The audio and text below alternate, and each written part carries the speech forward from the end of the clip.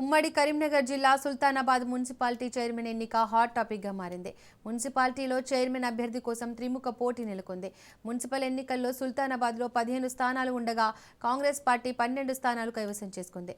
BJP 1, BRS 1, AFP కైవసం చేసుకున్నాయి.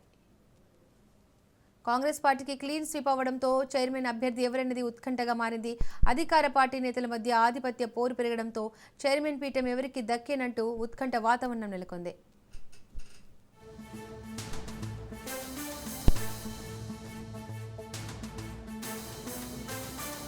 Right, ఇదే అంశానికి సంబంధించి మరింత సమాచారం మా ప్రతినిధి చంద్రశేఖర్ అందిస్తారు. చంద్రశేఖర్,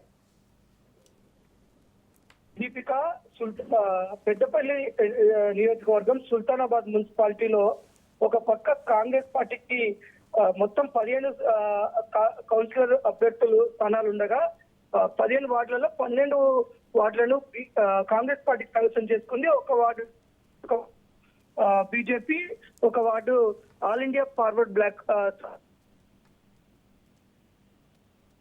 స్థానాలు కైవసం చేసుకున్న కాంగ్రెస్ పార్టీకి భారీగా పూర్తి మెజార్టీ, అత్యధిక మెజార్టీ ఉన్నప్పటికీ నిన్న చైర్మన్ అభ్యర్థిగా వారు ప్రమాణ స్వీకారం చేయలేని పరిస్థితి. అంతర్గత కలహాలే ఇందుకు కారణం అని చెప్తున్నారు. ఒక పక్క ఇటు ముగ్గురు కూడా త్రిముఖ పోటీ ఉంది. ఎవరికి వారు చైర్మన్ గా గెలుపొందాలని కాంగ్రెస్ పార్టీలోనే అంతర్గత పోరు వల్లనే నిన్నే చేయాల్సిన ప్రమాణ స్వీకారం అయితే వాయిదా పడింది. ఒక పక్క మాజీ ఎమ్మెల్యే బిరుదు రాజమల్లు కుమారుడు బిరుదు రాధాకృష్ణ తను చైర్మన్ అభ్యర్థిగా పోటీలో ఉన్నాడు. ఇంకో పక్క గ్రంథాలయ చైర్మన్ అంతటి అన్నయ్య గౌడ్ సతీమణి అంతటి పుష్పలత కూడా పోటీలో ఉన్నారు. అంతేకాకుండా మాజీ మున్సిపల్ చైర్పర్సన్ గాజుల లక్ష్మి భర్త అయిన గాజుల రాయమన్న సైతం కూడా పోటీగా ఉండటం, మొత్తం త్రిముఖ పోటీలో ఎవరికి వారే కావాలనుకోవటం, దాంట్లో అధిష్టానాన్ని కూడా కొంత తలనొప్పిగా మారింది.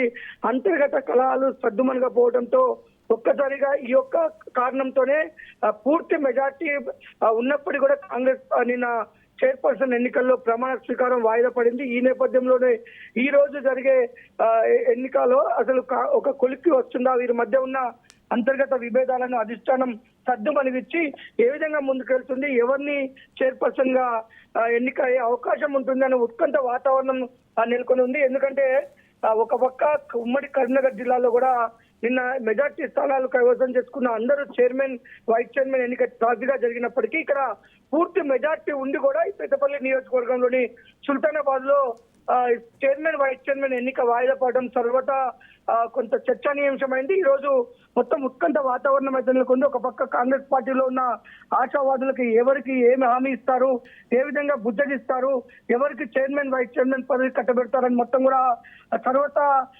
ఆసక్తి నెలకొని ఉంది. Deepika. Right Chandrashekar, thank you.